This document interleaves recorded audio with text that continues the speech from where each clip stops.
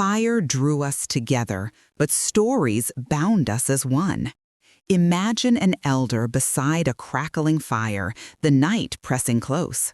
On a wind-scoured plain, long before fields were sown, she weaves a tale of warning and hope. Her people lean in, their world defined by the light of the flame. In her voice, our history begins. Language allowed strangers to imagine kinship, to forgive, and to hunt together. This shared imagination prepared us for a world beyond the firelight. When we first planted grain, a new order took root. Calendars, fences, and granaries followed. Villages thickened into towns, and cities rose to store surplus, rules, and gods. With writing, we pressed reeds into clay, not to tell stories, but to count what was owed.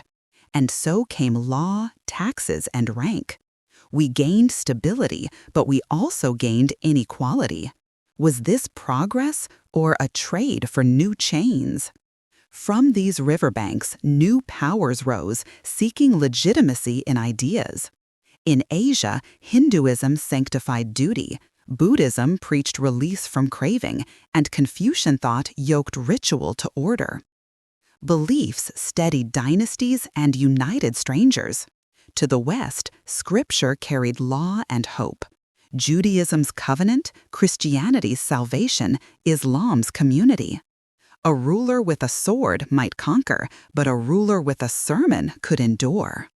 Between these realms, trade routes became arteries for a new global body. Along the Silk Roads and across the Sahara moved not just paper and stirrups, but plagues that could fell an empire. We still live within these networks. Our digital clicks follow ancient logics of trust and exchange. Then new winds redrew the map.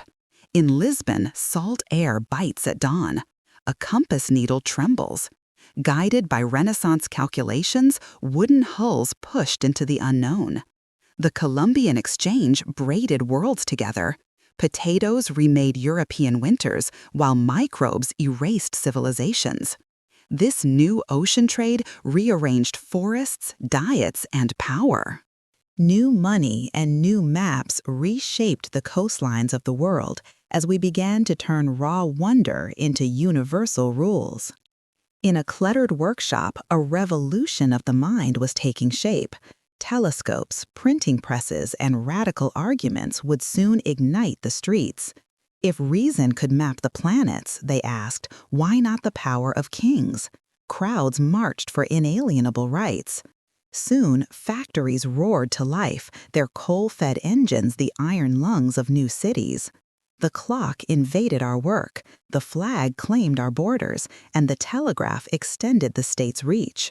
War itself was transformed. The world became ever more entangled. Empires swelled, resisted, and shattered in the trenches of 2 world wars. Afterward, decolonization movements redrew the map, while a Cold War split the globe with fear. Then came the digital age. Code merged with capital, linking your phone to a market across the planet. This history matters now. Our greatest challenges, climate change, pandemics, inequality, grow from these old patterns of extraction and exchange. Our interdependence is not new. It has just become impossible to ignore.